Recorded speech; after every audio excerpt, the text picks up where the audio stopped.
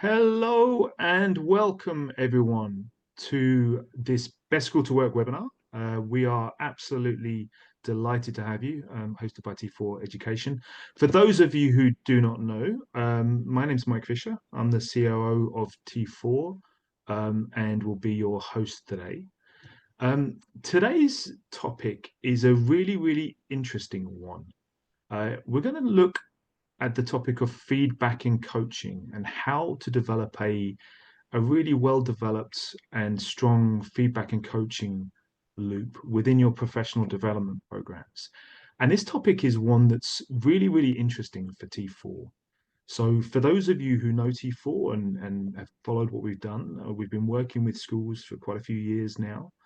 And one of the things we've recognized with all of our work, we recognize the challenges you have in schools with regards to teacher well-being, recruitment, and retention. And we see that firsthand. There's a massive shortage globally of teachers, and so it's one of the things that we have tried to work on at T4 and tried to support. It's one of the reasons why we have developed the Best School to Work program. So we've developed the program to try to support workplace culture in schools, and we've developed an audit, a framework where schools can actually understand and build out with benchmarks and a really detailed structure to it, how their workplace culture is developing in their school and how they compare to their peers. And interestingly, feedback and coaching is one of the topics that we look at within this program. And it tends to be one of the areas where the scores are lower. So we have a scoring system, and the areas of professional development, feedback, and coaching are often where we get feedback from staff that they're sort of least satisfied with what goes on with things in their school. So that's one of the reasons we wanted to bring this discussion to you today. And I'm delighted that we've got a real expert joining us who's going to help us and give us some tips on how we can think about feedback and coaching. But before I introduce our expert, I would love to just say, those of you who've attended a T4 event already, you'll know we love to say hello. I can see already there's lots of chat coming through, which is wonderful. So do come and tell us where you're from, where you're joining from. We have a wonderful international community. I can already see lots of chat coming up. So hello from Thailand. Hello from Pakistan, Malaysia, Mumbai, Nigeria, Lancers International School. So welcome. It is lovely to see you from Dubai. So we have a fantastic diversity of people already. So that is wonderful. Do use the chat to comment, say hello, ask questions. We will have a dedicated Q&A session towards the end of the session.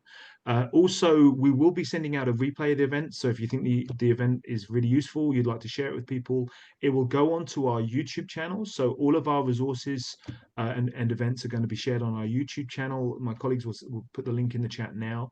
Do go and subscribe to that channel, and you'll find a lot of useful resources and sessions like this that we're building moving forward. We will also be putting forward attendance certificates. So we will email you attendance certificates probably later today or tomorrow. So if you'd like to do that, you'll be receiving an attendance certificate there as well. And without further ado, I would love to introduce Rosie. So let me just bring Rosie onto screen. Hello, Rosie. So I'd love to welcome Rosie. Rosie is an absolute specialist in the feedback and coaching area. So Rosie is an award-winning coach and leadership trainer. And you're also the author of a book, Rosie, author of the Magic Methodology book and the creator of the Magic of Coaching program. So welcome, Rosie. Lovely to have you on board. Thank you so much for joining us. Thank you. It's an absolute pleasure to be here. So hello to everybody and welcome. Thank you for joining us. Wonderful. And I know we're going to share a link to your book actually in the chat as well. So go and have a look at that on that side, and also some of the details of some of your coaching programs. Rosie, I'm interested. We've obviously got to know each other a little bit. How have you got into the topic of feedback and coaching, and what's your sort of journey been? Yeah. Well, I've been working in the field of learning and development for nearly all of my career. I started working at British Airways, and as I had my family, I left the corporate world and started to specialize in leadership development. And very early on, I recognized the power of learning, investing in learning and development, of giving people helpful, constructive feedback. I come from a family of educators, so my parents are both secondary school teachers. My daughter teaches at Cambridge University, and my son is currently training to be a secondary school music teacher. So we're all passionate believers in the power of education, and I've grown up with it, and I've done my best to devote myself as well to education and learning. Excellent. Well, thank you. And I know, so you've got a presentation you're going to share with us, and you're going to talk about compassionate honesty as a way of as a way of giving good feedback. So Rosie, I'll hand over to you, and thank you so much for your time. Lovely, thank you so much. So I'm going to share my screen, and hopefully you'll be able to see some slides. There will be copies of these available to people afterwards, so feel free to take your own notes, but you will receive a copy of this as well as we go through. So yeah, compassionate honesty, what we're going to talk about today, how to integrate feedback and coaching to support personal development, to build trust and foster a culture of growth and continuous learning. So I come from a company called Magic Coaching, as Mike said, and we specialize in 3 areas. We look at training, so leadership and coach development particularly. We offer coaching services, so one-to-one and group coaching services, and also consultancy for organizations, whether it's schools or whether it's businesses, to build a coaching culture. So that's what we've specialized in for over 20 years. And we partner with the Association for Coaching.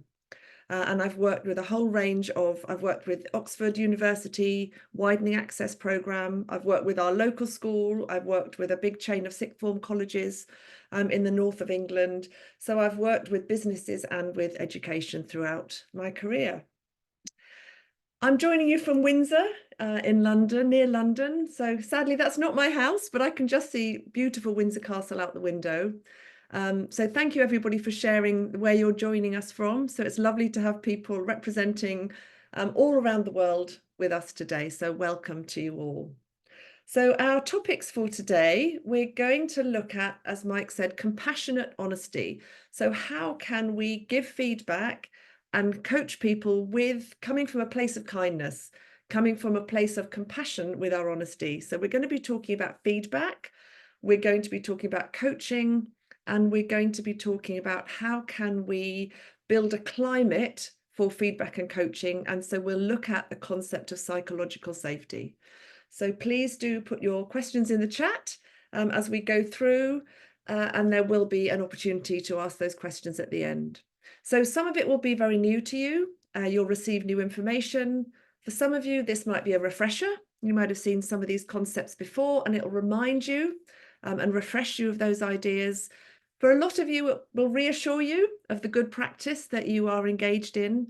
And it's a powerful time for reflection, a little bit of time out from your busy day to reflect on how you give feedback and how you can invest in coaching the people in your teams. And it's a little bit like a toolbox. I'm going to share some practical techniques for you that I hope will be useful, so you can open a toolbox and select the tools that will apply and help you. So why is this so important? I'll share just one piece of research with you from Gallup, a very respected data-driven organization.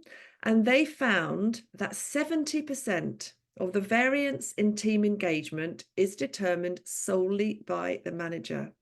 So if you are here and you are a manager or a leader of people, your behavior is crucial. And this is a wonderful opportunity for you to think about, how can I really make sure that I am doing my best to engage the team and create that environment of psychological safety. And we're going to give you some tools and some techniques to help you do that. So let's start off by thinking about feedback.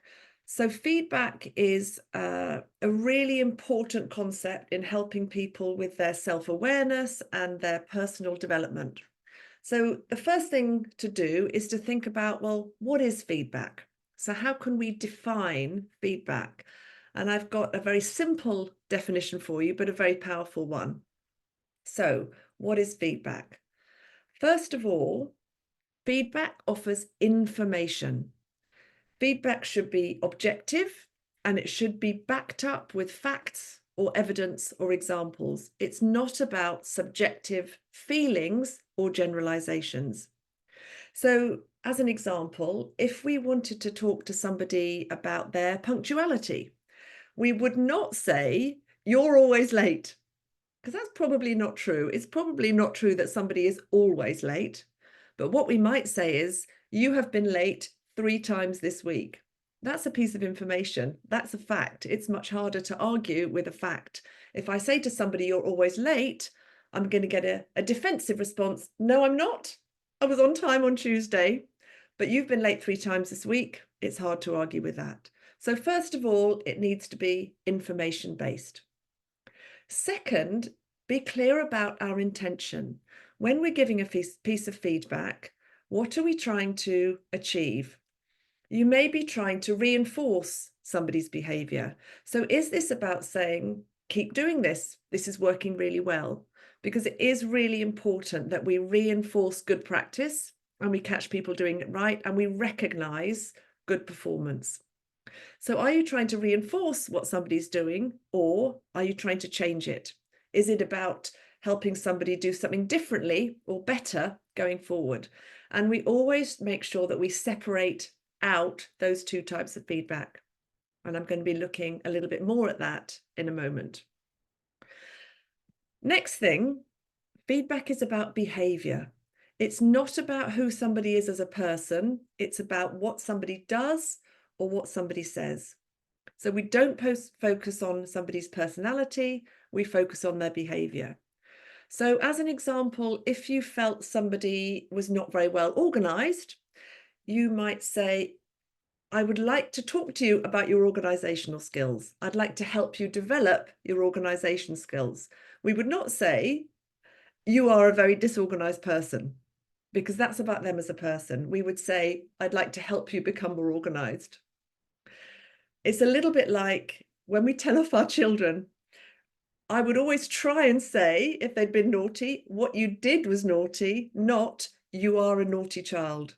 So it's really important that we don't label people, but we talk about what they do and what they say, because that is what we can change. So talk about behavior, not personality. And the final point is the aim of feedback is always to enhance somebody's performance. That's what we're always trying to do. So it's always positive. It's always helping somebody develop and grow and learn and improve. And that's the purpose of us giving our feedback. And that's where compassionate honesty comes in. It's honest, but we come from this place of kindness. We come from a place of compassion. We are always helping somebody. We're on their side. So there's a lot in that definition of feedback. So why do we think it's so important? And I've got a slide here thinking about the benefits of us being able to give good, effective feedback. So it helps people with self-awareness. It helps us recognize how our actions impact other people. It helps people feel motivated and valued. It helps us with personal growth. So it helps us identify our strengths and our areas for improvement. It helps recognize good performance, and it helps me understand how I can improve my skills. It helps us be open. So if we can create an atmosphere where we can give and receive feedback openly and positively, it really helps us build open and honest relationships. You will have heard of the concept, perhaps, of a growth mindset. So it helps us have that mindset where we're open to learning and we will develop that future-focused growth mindset. And within our work culture, it embeds that culture of continuous improvement. So there's a whole host of benefits if we can create an environment where people are open to feedback. One of the things it's important to reflect on is what is the difference between feedback and criticism, because sometimes we are reluctant to give feedback because we don't want to criticize somebody, we don't want to upset them, we don't want to feel we're being critical. And there's a really important distinction between giving somebody some feedback and criticizing them. So let's have a think about what's the difference between the two. So feedback is forward looking. It's about how can we get better next time. It's about finding solutions to a difficulty or a challenge or a problem. It's about what can we learn and how can we improve. It's constructive, it's positive, it's focused on behaviour, it's objective, it's specific, it gives examples, and it's about compassionate honesty. In contrast, criticism can be backward looking. It's what you did wrong. It's attributing blame. It's about what went wrong and whose fault was it, not what can we learn and how can we improve. And if I criticize somebody, it can feel quite destructive and quite negative. It's about personality. It's about who you are as opposed to what you do. It's the naughty child rather than you've been naughty. It's the disorganized person rather than working on organizational skills. So criticism can be subjective and vague. I didn't like that very much, as opposed to I can see some opportunities for development. And as opposed to compassionate honesty, criticism can be unkind and it can feel very unsupportive. So if we think about our message as being feedback, it helps us if we've got a difficult message to give, it can really help you reframe that if you think, I'm not criticizing them, I'm offering an opportunity for somebody to develop. And if we think about somebody, we're offering somebody a chance to develop, it's much easier to give that message. So think about it as feedback. It's not constructive criticism, it's feedback. It's that mindset of helping somebody. So let's think about how we can give effective feedback messages. So some key principles when we're giving feedback. The language is really important. So the language that we use, first of all, we talk about motivational, what went well. So it's really important that we separate out the two main types of feedback. It's not positive and negative because they're both positive. So we start with what we call motivational feedback. And motivational feedback is what went well. So what are they doing well? What are their strengths? What do you want them to continue doing? And we give this first. And the reason we give this first is motivational feedback is about developing somebody's confidence. It's really important that we help people develop their strengths and feel that confident and that belief in what they're really good at. So we start with motivational feedback. And then we talk about developmental feedback. So it's not negative feedback because we've established it's all positive, but this is the even better if. This is about developing somebody's competence.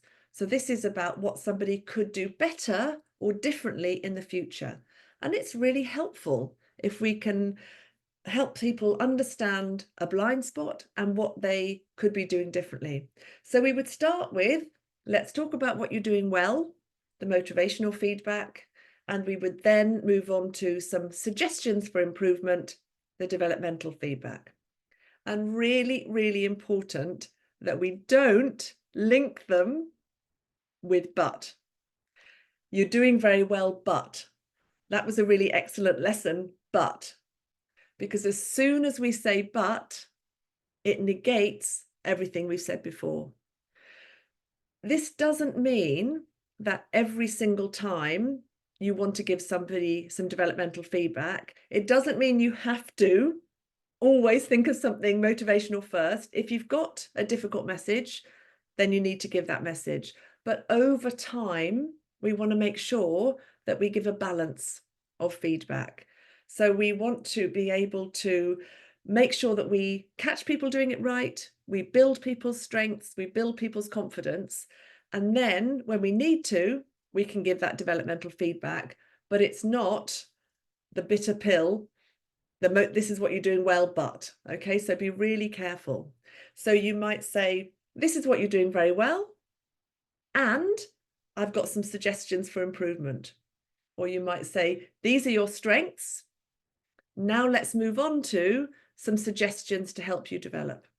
So take away that but and replace it with and, or replace it with a pause so that you're separating out the two. We really want to make sure that we don't give a mixed message. Okay. And it's not a feedback sandwich. It's not the motivational, the developmental, the motivational again, hiding that difficult message. Just be very clear, the motivational and then the developmental. And I can see some nice comments in the chat. It helps us build open and honest relationships. And you're right. Yeah, the moment we use but, people become defensive. So catch yourself and try and replace that but with an and or a pause. So think about the language that we use when we're talking about feedback, motivational and developmental. So what I'm going to do is I'm going to share a model, a structure that can help you plan a piece of feedback. And we call this the best way to deliver feedback. It's a BEST model. It's a lovely little acronym, BEST, the best way to give feedback.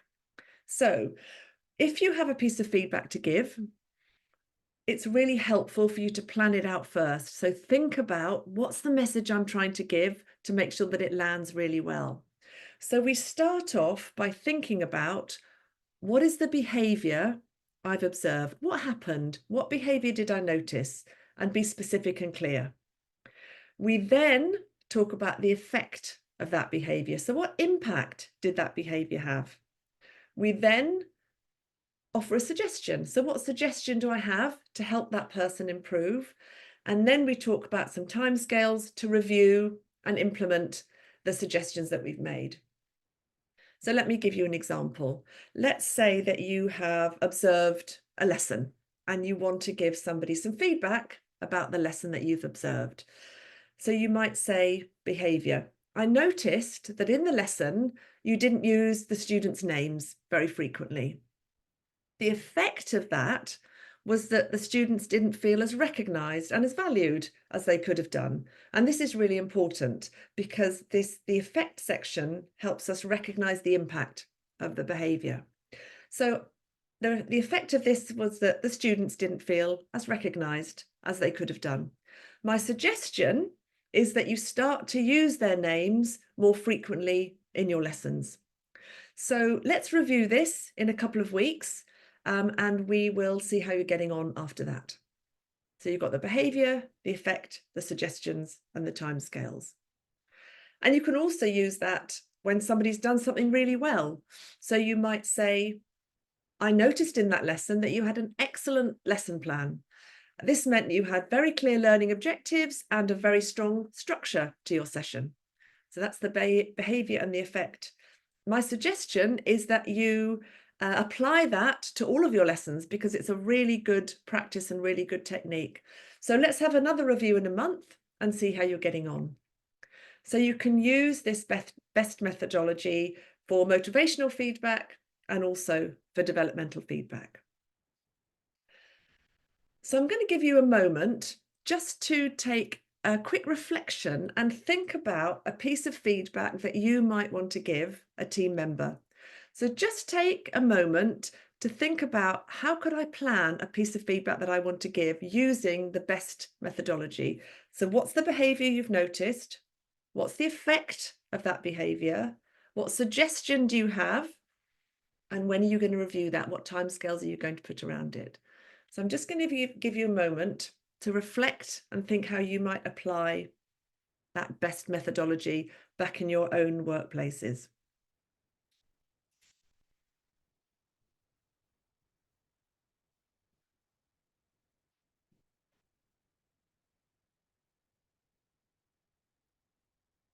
Thank you, Alexandra. The concrete examples are useful. That makes a difference. Thank you very much. That's great feedback for me. It's very specific, helpful feedback. So thank you very much for immediately applying the concepts that we're talking about. So that's a nice little tool for your toolkit, the BEST methodology. So let me give you some summary of some of the tips we've described around feedback.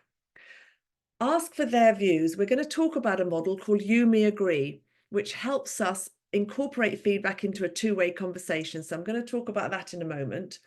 Start by asking what they did well, the WWW, what went well. Also ask what they could do differently next time, the even better if. So I might say, how do you think it went? What went well? What are you pleased with? What could you have done differently? How could you improve next time? And what we're starting to do with these questions is we are starting to incorporate coaching into our feedback. We're making it a two-way conversation. Give the motivational feedback first and the developmental feedback second. Keep them separate, be specific, and avoid saying but. So, red, don't say, your ideas are very good, but your plan isn't very robust. But do say, you have some very good ideas. I have some concerns about how robust your plan is. Okay, so be careful of that but word. Next point, own the feedback. It's much more powerful to use words, I noticed that you said, and that's what Daniel, you've written in the chat. I noticed that you omitted the fourth digit. That's a very specific example. Thank you. So focus on what you have seen or heard, if possible. Much more powerful to say, I've noticed, rather than everybody says. So own the feedback, speak from I. Next point, for developmental feedback, look to the future for solutions. How can we improve in the future rather than what you did wrong in the past? So don't say what you should have done is, do say next time, what could you do differently? We can always change the future, but we can't change the past. And final point, don't always say what you would have done. What works for you may not work for them. It's not very helpful to say what I would have done is this, but you might say, what could you do differently next time? So a few tips there, and these will be in the handouts that you will receive afterwards. Now, if we're going to give feedback, it's really important that we are open to receiving feedback as well. So I'm just going to finish this element around feedback, sharing some tips for asking for feedback so that you can create that feedback culture by people giving and receiving feedback. So for you, think who you could ask for feedback. Could you ask your manager? Could you ask your colleagues? Could you ask your team members? Find an appropriate time to ask for that feedback. We don't want to spring it on somebody when they're busy, when they've got other things on their mind. So think about their schedule and their commitments and give people some time to reflect and prepare. So you might say, I'd love to gather some feedback from you. Would it be possible to schedule a quick meeting? And you might be able to answer some questions for me. How am I doing? What am I doing well? What suggestions do you have to help me improve? So again, we're separating the motivational from the developmental. Ask specific questions. Sometimes if we say, can I have some feedback? People say, oh, I don't know what to say. But if you say, was my plan clear? How do you think my lesson went? Those specific examples can be very helpful in people will answer your questions, and sometimes people won't even realize they're giving you feedback. Ask for examples. Could you give me an example of when I have not been very organized? Can you give me an example of when I've been late? And also, it's really important that we say thank you.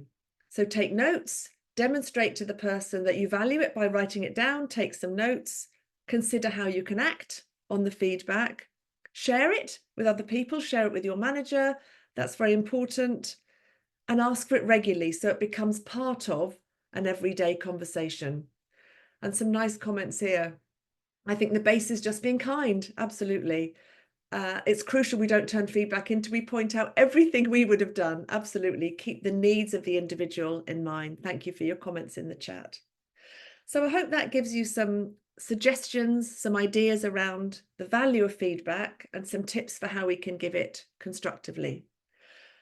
So what we're going to move on to now is coaching and how we can integrate feedback and coaching. So have a think about what you understand by the term coaching. I'm a passionate believer in the importance and the power of coaching. So I'm going to share some definitions with you about what I believe coaching to be. So coaching, what is it? Coaching is a confidential, conversational partnership approach, using questioning and listening to help people increase their self-awareness and take responsibility for their own performance.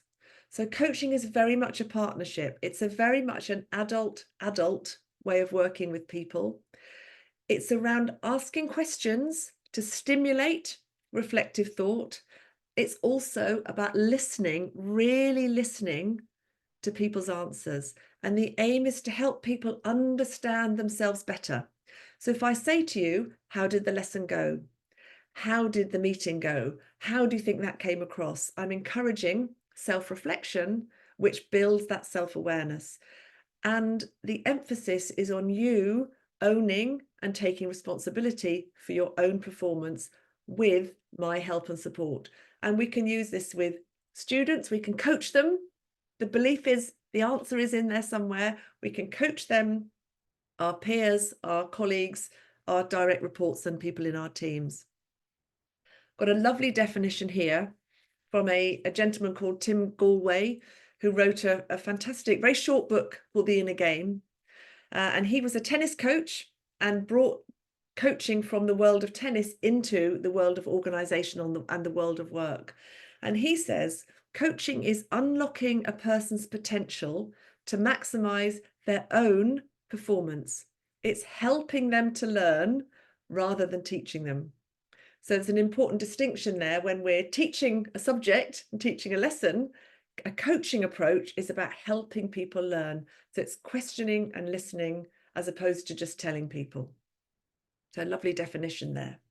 It's about maximizing my own performance. I own my own performance. So coaching, what is it? It's supportive and encouraging. It's about raising self-awareness and self-responsibility.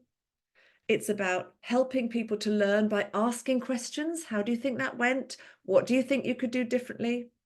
It's about developing individual potential. So every single person, helping every single person develop their own potential. And it's about identifying and achieving aspirations and goals. So what does good look like? What does success mean to you? What do you want to achieve? Where do you want to go next? And helping you work out your plans for yourself. It's not providing the answers. It's not telling people what to do. It's not doing it for them. It's not fixing problems for people. It's not counselling. We do have to be very careful about the boundaries between coaching and counselling. We will do well-being work with people, but we all need to be very aware of the boundary outside of our own expertise in terms of counselling. And it's not mentoring. Mentoring is very important. Mentoring is a fantastic skill. Mentoring is more about sharing your own expertise, your own wisdom. And there's absolutely a time and a place for that. But coaching is about teasing the answer out from the person themselves without you giving your input. So there's an important distinction between mentoring and coaching. They're both valuable, both important, but coaching really helps people take the emphasis on solving their own problems and taking their own responsibility. So if we come back to our best methodology, we can use coaching within that methodology. So if I'm reviewing a lesson, I might say to you, so what happened in that lesson? What's your understanding of the situation? And then I would share my views. I would ask you what you think the effect of. So if I noticed that you did not have a lesson plan, I might say, so what happened there? What's the effect of not having a good lesson plan? What impact do you think that has on the lesson? This is my view. What suggestions do you have for moving forward? What are your ideas? And then I would share my ideas. Timescales. When do you think you can implement the actions? What do you think is a good time for us to review their progress? So you can utilize that best methodology and turn it into a conversation. So you have a coaching approach integrated into your feedback. And that helps people become engaged in that conversation. It helps people feel that it's very much a partnership and you're working with them to help them develop. A really good way of remembering this is very simple. We call it you, me, agree. So we've talked about separating out motivational and developmental feedback. So let's use the example of reviewing a lesson, which you've just observed. I might say to you, so let's talk about what went well, and then we're going to talk about some suggestions for improvement. So you tell me, what do you think you've done well? What do you think you went well in that lesson? And then I would supplement that with my view. So you might say, well, I had a good plan and a good structure, and I managed the time well. And I might say, for me, absolutely, I agree. I noticed you asked some very engaging questions, and you used an excellent exercise to reinforce the learning. So let's agree the strengths of the lesson that we've just observed. No buts. I would say, so now let's go on to some suggestions for improvement, some developmental feedback. What do you think you could do differently? And you might say, well, I could have explained this particular concept more clearly. And I might say, okay, yeah, I take that on board. From my perspective, I noticed that you didn't use the students' names very often. So my suggestion is that you utilize and use their names more frequently. So I might use that best methodology just in here to give you a piece of feedback. Let's agree some development points, and let's agree a plan for helping you learn and develop. So we've got the motivational, I ask you, then we go to me and we agree. We've got the developmental, I ask you, we come to me, and then we agree. And that's a lovely way of integrating feedback with a coaching approach. So remember, you, me, agree as a lovely structure for giving that piece of feedback. So the final section I want to talk about today is the concept of psychological safety. And this is about creating the climate for feedback and coaching to flourish, for people to be open with the feedback. Could you share the presentation? Yes, you will get a copy afterwards of the slides. So how do we create the climate for feedback and coaching? You may have heard of the concept of psychological safety. It's the brainchild of Dr. Amy Edmondson. She's a professor at Harvard Business School, and she's written 2 books around what she calls psychological safety. And what psychological safety is all about, it's about a shared belief held by members of a team that it is okay to take risks, it's okay to express their ideas and concerns, it's okay to speak up with questions, it's okay to admit mistakes, all without fear of negative consequences. So it's that feeling, it's okay for me to admit a mistake, it's okay for me to ask a question. And that's the atmosphere, the climate within your school. So why is it important? What Amy Edmondson says, if we don't have psychological safety, we can have negative impacts on well-being. People can feel very stressed. People can get burnt out. Turnover increases, and therefore that impacts the performance of whatever organization we're working in. So the benefits, the impact, if we have psychological safety, people feel more comfortable making decisions. They voice their opinions, so more diverse views are considered because people will speak up. Team members feel more engaged. They feel motivated. They feel their contributions matter, and they feel they can speak up without fear. We create, therefore, an environment of continuous improvement. People feel comfortable sharing experiences. So if somebody has made a mistake, somebody has a bad experience, I can share it so that everybody can learn and nobody else will make the same mistake. So we have that environment of continuous improvement. It's really important that we recognize that psychological safety is not about lowering standards. It creates an environment for healthy high performance. So some people are negative already. Yeah, interesting observation there. What we want to encourage is an environment where on the left-hand axis in this model, you can see we have high psychological safety, but we also have high standards. So across the top, you can see low standards and high standards. And we're aiming for that top right quadrant, the healthy high performance zone, where we have very high standards, we have high expectations, but you feel supported. Because if we have very high expectations, very high standards, but you're not supported, you have low psychological safety, you can't share mistakes, we have the anxiety zone. It's very stressful. We have burnout, we're very worried. It's not a nice place to be. But on the other side, if we go to the top left, if we have very high psychological safety, we look after everybody really well, but we have low standards, everybody's in their comfort zone. We don't produce our best work. So we want to get that balance of high expectations, but people feel supported. We don't want people sort of falling asleep in their comfort zones. And if we go to the bottom left, the apathy zone, no psychological safety, it's not a nice environment, and low standards. I'm switched off, I'm checked out. I'm just about doing the bare minimum. And obviously that's not an environment where we want everybody to be. So think about, what can I do to create an environment where I have high standards, but I really, really support people as well. And that's where we get the best environment. And some comments here: psychological safety is backed up with evidence, absolutely, and it helps us understand human behavior, absolutely. So what can we do? Here are some tips that come from Amy Edmondson. What can we do in our schools, in our organizations, to create a psychologically safe environment? First thing, establish clear norms and expectations. So there's a sense of predictability and fairness. So people know how decisions are made. We don't have favorites. We treat everybody equitably. So we can see how decisions are made. And I know that it's a fair environment. Encourage open communication so that people can come to you if they have a question, if they have a problem, if they have a challenge, they can come to you because the communication is open. But we also know that we are encouraging people to take self-responsibility through that coaching approach. Actively listen to people.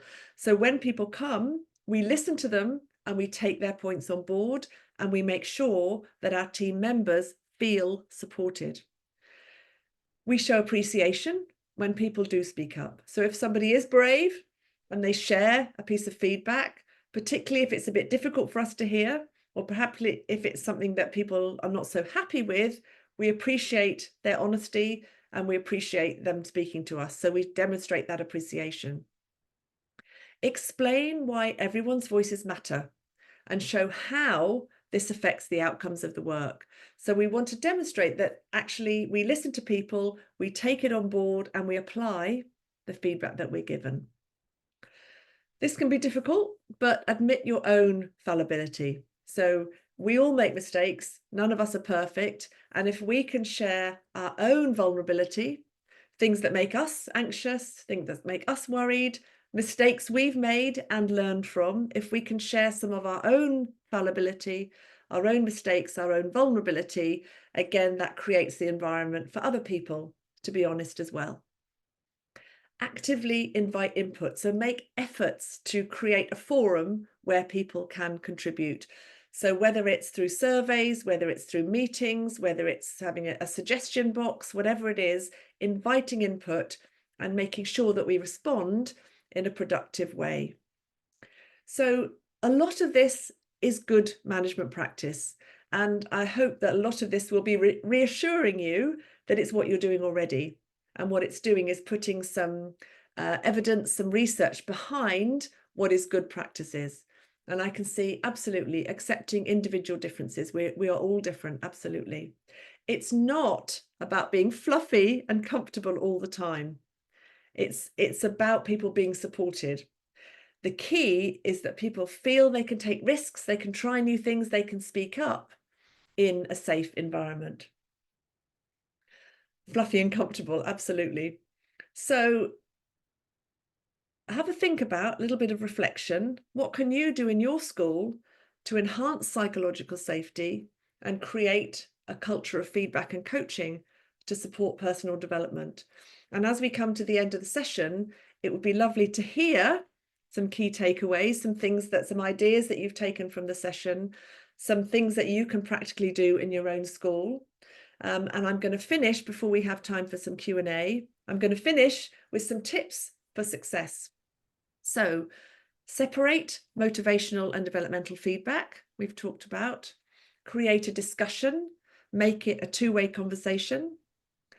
Adopt a forward-looking attitude, focus on learning, focus on growth. Ask questions, listen well. Utilize a coaching approach encouraging personal responsibility, and create that environment of psychological safety with openness and trust. So I hope what we've given you is some practical tips and some ideas.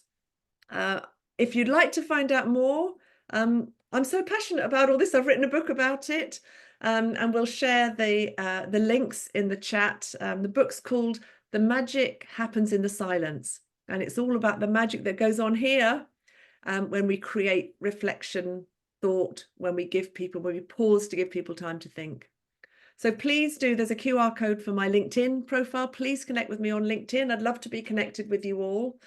And I've really enjoyed talking with you. And let's now hand over and see if we've got some Q&A. And I'll stop sharing.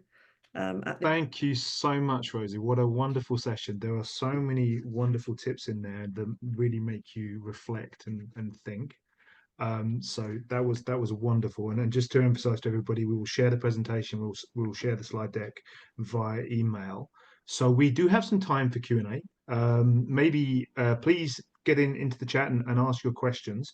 Maybe I could start with one whilst everyone's kind of putting them down. So you gave some wonderful frameworks there, Rosie. So the best framework, the You Me Agree framework.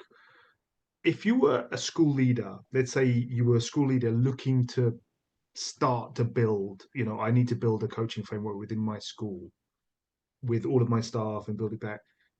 Is there a way you'd think about trying to sort of build a framework?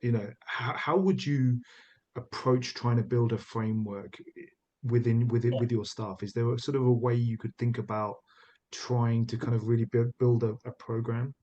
Yeah, and we do have a program. We call it the Coach Approach, and it's another acronym.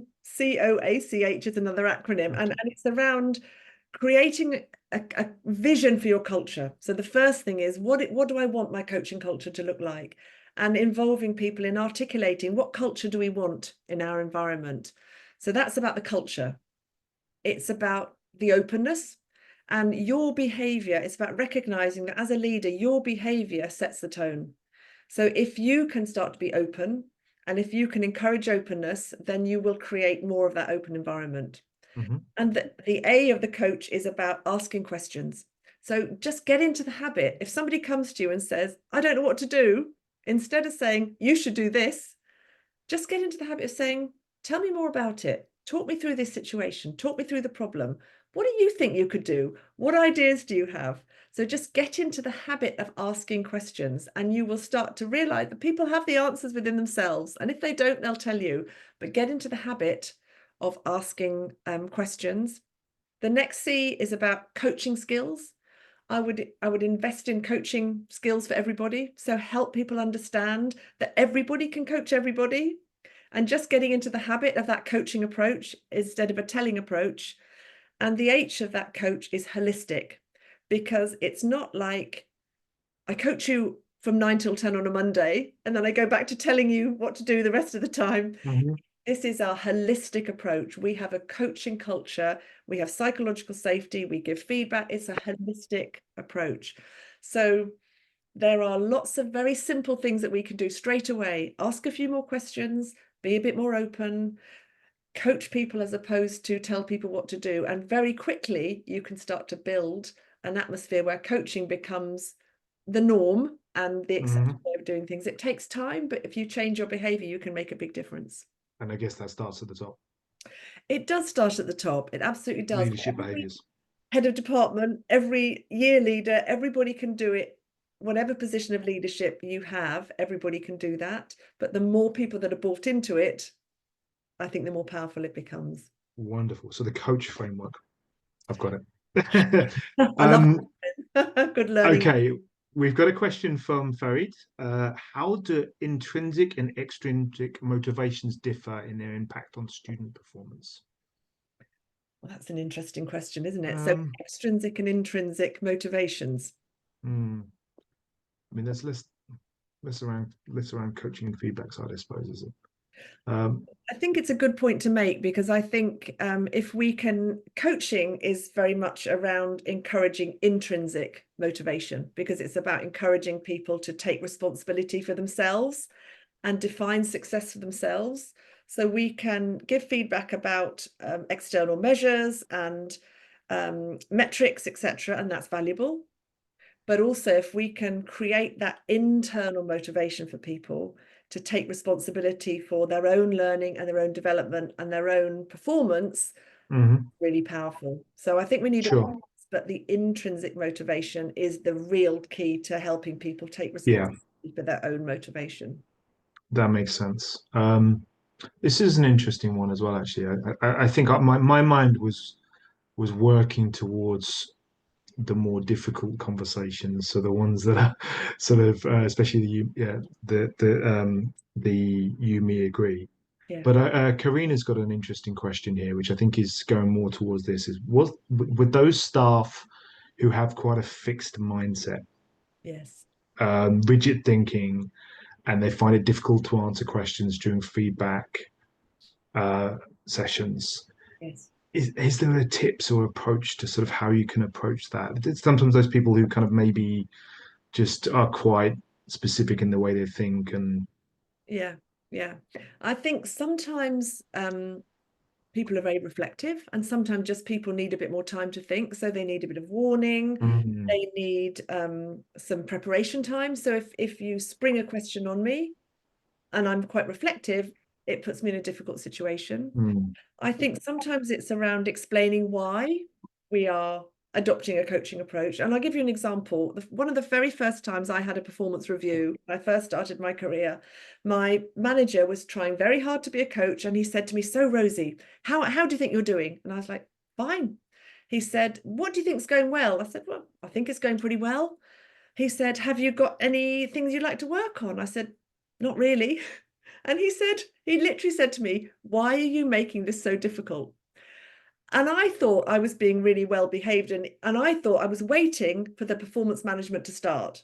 And I yeah, thought he was making small talk at the beginning of a session because he hadn't said to me, right, "I'm going to be asking you some questions. So think about what's going well. Think about some suggestions because it's a partnership and we're going to be working together."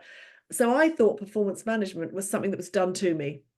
And I didn't understand that I needed to take responsibility. And I turned up with a blank sheet of paper, not realizing that I needed to do some input as well.